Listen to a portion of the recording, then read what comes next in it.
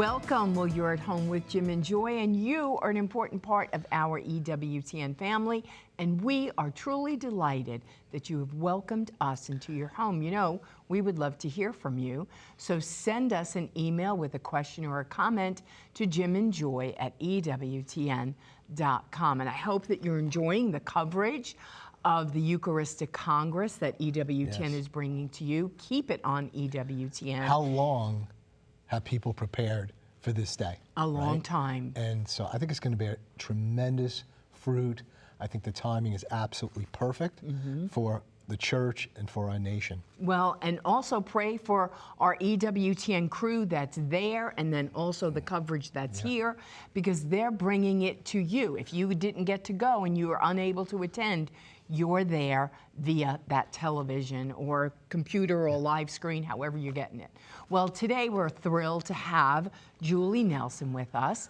And Julie is a radio host and a speaker who has a passion for helping women to discover the fullness of who they are and whose they are. She has a beautiful website. You can go out to it. It's called Jules, J-U-L-E-S, julesforthecrown.com. Just looking at that title again, Jules, I'm thinking her name is Julie, but I'm thinking women are kind of like jewels in the crown. If that isn't what it's about, I hope she doesn't tell me that. But no, anyway. and that is the beauty of it, right? We all have to understand who we are and the gift that we are, and that Jesus loves us, and he has a purpose for our lives. The culture hates women. The culture hates marriage. The culture hates children. And we, as a time such as this, we have to stand up for being a woman, for one who gets to participate with God Almighty in being a procreator of children and bringing forth life. And so that's the beauty of being a woman. And there's a war against women in this culture right now. And it's wild. And so we have to pray, and we have to stick to everything that is true and beautiful. It's going to be a wonderful, know that. We're going to have a great show with her. Wonderful conversation that we're going to have. So there's plenty more to come. We'll be right back. Please don't go away.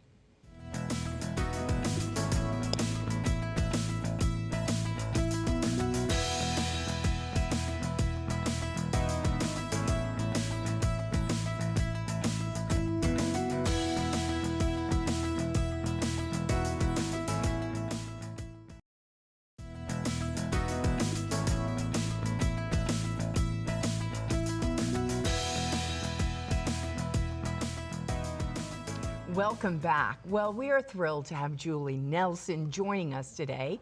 Julie is a radio host. She's also a speaker, and she has a passion for helping women to discover the fullness of who they are and whose they are. You could go to our website, julesforthecrown.com, J-U-L-E-S, forthecrown.com. Well, Julie, we are excited to have you on our show. Well, I am just delighted to be with you today. Well, it's going to be wonderful. It's going to go so fast, I know it will. But I want you first to tell our family a little bit about yourself, and then how did you get into radio? Okay. It's a great story. But a little bit about myself. I'm married to my husband, Lynn. We've been married 42 years this summer. We have 4 children, 3 in heaven. And what I like to tell people when I go to speak is we became more Catholic with the more kids we had, because our kids' names in birth order are Grant, Daniel, Joseph, and Mary. That was good. Yes, yes, yes. And we didn't plan it that way. It just worked out that way. But yeah, we've been married 42 years. I have co-host a Catholic radio show on Iowa Catholic Radio, Catholic Women Now, with my good friend Chris Magruder. I've been doing that for 10 years. And I got into it like how God brings us to anything, right? I have a nursing background. And I was working at our local church, and at the time the manager of the Catholic radio station was going from setting up a live half hour every week at different churches to get more engagement from the community in the Catholic radio. And he would come to the church, and the first time he had me come on, and I did a show, and I walked out of there, and I said, I didn't tell anybody I did it because it was so awful. I'm like, I'm not listening to this. And then the next year came around, and he came back, and he says, well, you put your own people together. Well, then it clicked, and I was really enjoying it, and he kind of worked with me. Eventually he said, we need a women's show. So he goes, you can do however you want. You can get 4 women, 3 women, 2 women, however you want to do it. So I had another woman start with me, and then Chris joined me a year later, and we've been doing it ever since. So. How many years back is that when you first? 10 years. Well, the show's been 11 years, 10 years doing it with Chris. Wow. So. Okay. What? Now, is Chris younger than you? We're older? about the same age. Okay, yeah, good. we're about the same age, kind of in the same state of light. Well, you're wonderful together. Well, thank you look good together. Now, the podcast, do people get to see you or no? They just your words come forth? Right. 'Cause I guess I've seen you where I look. You look great together. You converse beautifully together. You really like each other. We're good friends. It comes out. It good. Yeah. We get a lot of positive feedback on that. And one of the things that we've been told that we really give thanks to God for is they said you tell the truth without shoving it down people's throats and really comfortable, and you validate women as you do that. Yeah. And that's a really important thing women need. So you're coming across Iowa radio? Iowa Catholic Radio. But anybody can get you. Right. We have an app. There's a Right, free I saw app. that. So yeah. Perfect. Yeah. So so your mission is to really minister to women, old and young. What is the greatest need of young women out there? Well, that's really interesting because now we're in a new generation where there is a lot more diverse things that they're facing right now. We have the stay-at-home mom, and then we have the mom who's the career mom. There's still a little bit of a tension there, with those two groups, which I find interesting. There was when I was staying home. But the stay-at-home mom really wants to know truth. They're seeking parenting advice, mother support as their mothers. It's still a lot of the same, only they have not received a lot of the truth, so they're really hungry for the truth. The career mom is the same way. But here's the thing that I've been noticing. I like to follow. I think this is important too, that we follow and understand what they're going through, because the culture is so different for them than it was for me. And I have a daughter who's a Gen Zer. She's 24, and I want to know what she's facing every day. And so it's important to know what they're going through. And one thing I've noticed is there are a lot of women who are educated in fields of medicine, attorneys, more so than there used to be. And they want to continue that career and be a mom. And they're using their career towards the church in a bigger and broader way than I've ever seen before. I think this is another step of what John Paul II talked about in Letter to Women. He never said you had to stay home. He never said you had to have a career, right? He said be who you are as God created you to be in those roles. Right, and that is true because as women, we change. And the beauty of that journey is I had the privilege of being a stay-at-home mom for 22 years, but I was real involved in our church. I was real involved in the school system. My sisters used to call me a professional volunteer. That's all you do, you just volunteer. But I was bringing my gifts and talents, what I had, to the world, right? But yet I knew I needed to be at home, and that was our choice, to stay at home. But then after the children were out, then I entered the workforce. And so it changes. So it's not like where you start is where you're gonna finish. And I think that's where we lose ourselves, and we have to know the long view and be obedient to what God is asking us to do. And it may be staying home, being a homeschool mom, or it may be working from home. I mean, it's so diverse, right? It is so diverse, and the internet's really helped that. I know that there are moms who stay at home, and they have an Etsy website to support the family income, and they can still stay home. And the thing that too about this whole thing with staying at home and working too is that we always have to look at where we're at with our family situation, and it's a decision to be made, husband and wife. You and Jim talked about this decision. For myself, I stayed home because my husband worked long hours, and there would need to be a stabilizing force. But it is a season. And I'll have to say, I went through that struggle, like, am I always going to be doing this? Right. What's going to happen in 10 years? Am I going to still be, am I going to lose myself in all of this? And now look what God has done, right? And I think that's where women get in trouble, is we think, as now, that's how it's going to be forever. And that is not how it ever is.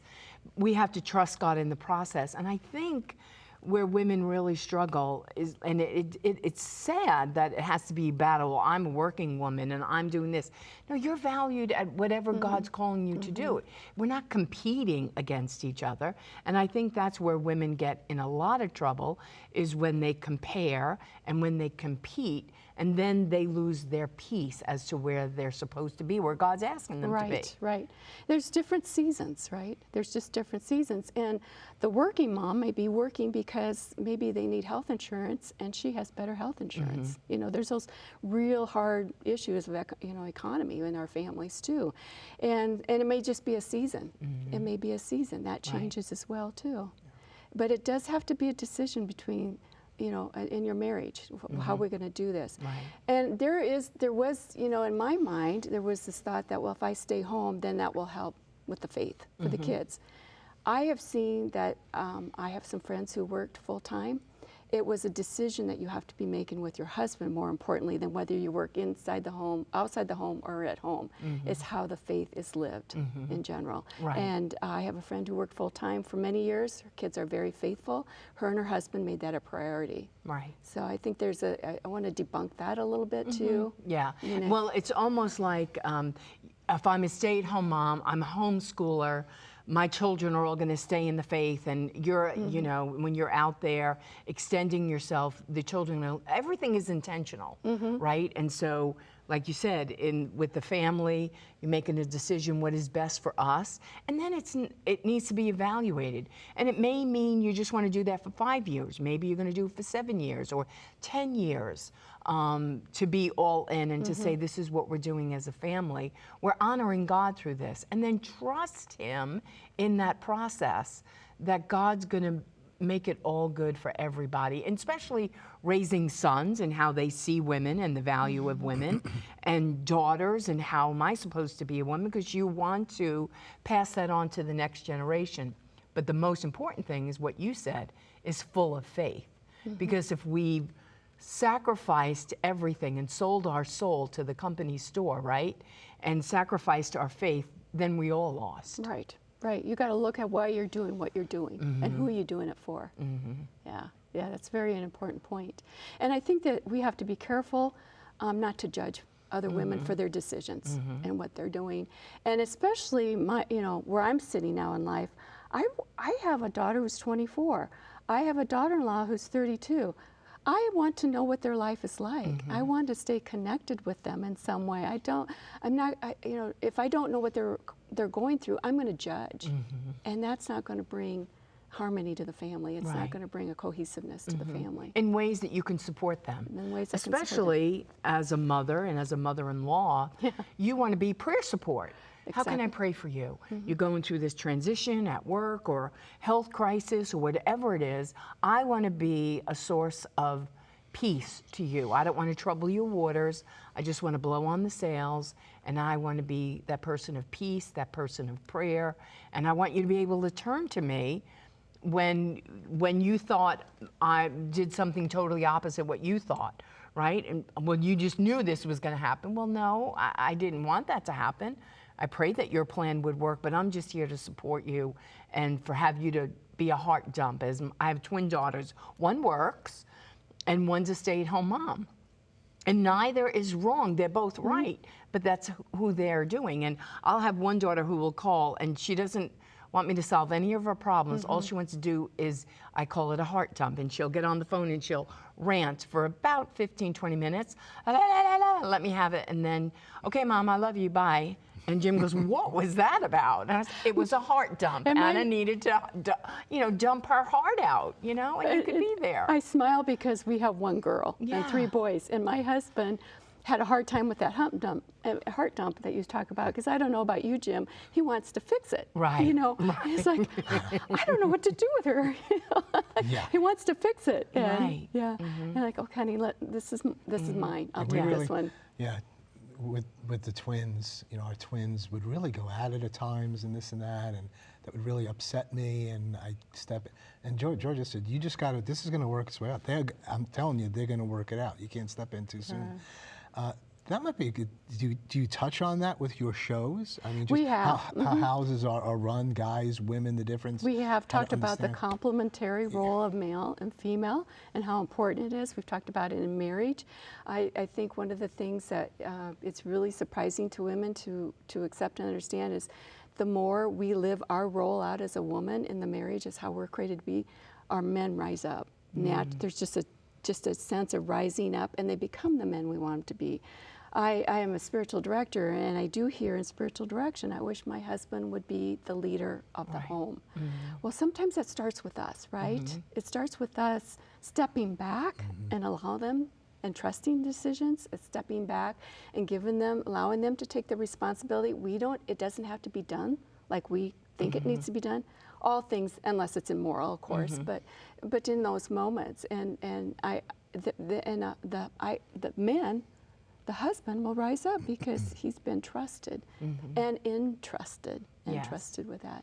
I think another thing that's helpful for us too is when we're with our adult children, women, especially our daughter-in-laws and our daughters, is we don't have to have all the answers as you talked about, Joy, but we can also ask Jesus to show us their heart, his heart for them in that moment. Help us to see their struggle as you see their struggle, to increase the empathy and just the understanding, not just to listen and to hear their words, but to really feel that compassion for them. Right. And in that compassion, when you're hearing that, is to take that to the Lord and to be an intercessor for them. And like, as a man, that you want to fix it. How can I fix it? There's nothing I could do to fix it or change it. I can't change their marriage. I can't change the way they raise their children. But I can just pray that God's presence would come and help them, aid them, convict them, convert them to the way that everything else that is good and true and beautiful.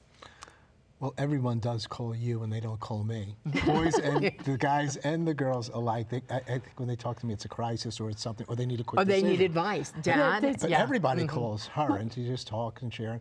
And I get a little jealous of that, but then I say, I can't talk that long.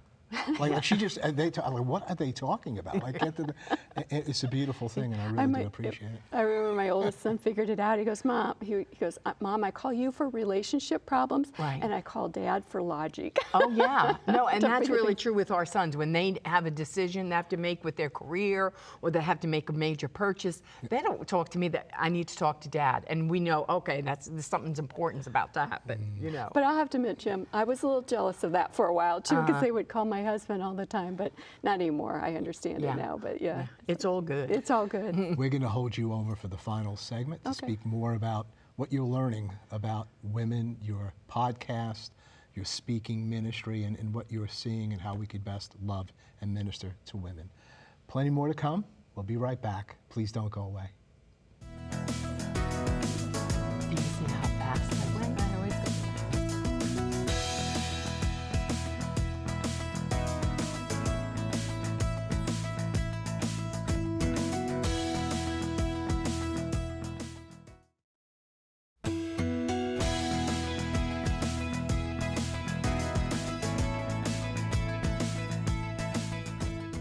Welcome back. Well, we're having a great conversation with Julie. Now, Julie, how can older women in the church help support the younger women in their search for faith? Oh, that's such a great question, and it was one that I really had to search my heart for when my kids left home, and I was no longer Julie, the Bible study leader, or Julie, Mary's mom, or Joseph's mom. It's like, okay, where do I fit into the church? I kind of went through a little crisis of being so active and doing things for so many years. And then I stumbled upon Titus, in the book of Titus, and where Paul is writing to Titus and telling him how to tell the women and the men, I'm going to speak to the women, the older women shall help the younger women. It's biblical. It's biblical. And it's not to teach them how to bake bread. It's to teach them how to love their husbands, how to love their children, how to be sensible, how to be kind. And for men, it's to teach them how to be strong, how to be chaste, Yes. The whole backdrop of Titus is the community of Titus was really running rampant. They were doing all kinds of terrible things, and so Paul is writing to them to say, this is what you older people You who have the wisdom, you who have the experience, you need to step in and help out. We're not done with you. And I look at that today in the church. We're not done yet, right? We're not done yet. There's a lot of wisdom that comes through the years. And wisdom comes through suffering and experience. And there's a lot of wisdom to impart onto the younger woman. And I used to think, well, of course they're going to know that, or why wouldn't anybody know it? I know it, why wouldn't you know it? But they don't know what you know, and that's what we have to remember. And we have to do it with love, we have to do it with compassion, we have to do it with mercy and gentleness. It's not a preachy, finger in the face. It's just come alongside and accompany them. Walk with them. And I'm not talking, and this is the young women in our church. It might not be a daughter or your daughter-in-law. It could be a young woman. Our families live so far apart from each other now in our society. It's just helping them with parenting, mothering. And what I found with women is that they need a mother. They do need a mother. Because maybe they haven't had a good role model in their own earthly mother. And so now they're trying to grow more in love with Jesus, and they need a spiritual mother. They need a holy woman, not being judgmental or critical, like you said, but to come up alongside of them and to encourage them along the way. Because the world is lacking for those who don't even have a good relationship with our Blessed Mother, right? Yes. It's like you're the person with skin on who can speak words of wisdom and kindness and love and buoy them up as a tsunami of life is hitting them.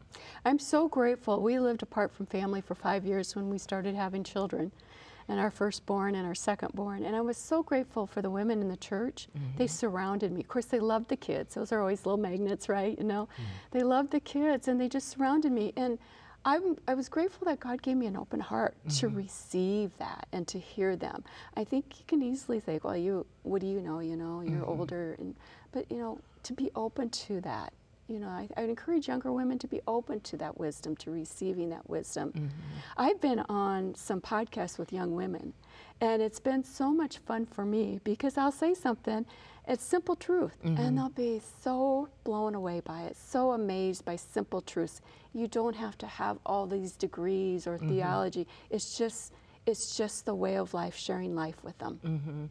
And I think the key is not to be judgmental and critical. They know the worst about themselves. They know how they feel. They just need somebody to come up along and say, it's going to be okay. Or you're doing great. Right, you're doing great. The dark night, this isn't going to last forever. Especially young moms are thinking, am I ever going to sleep again?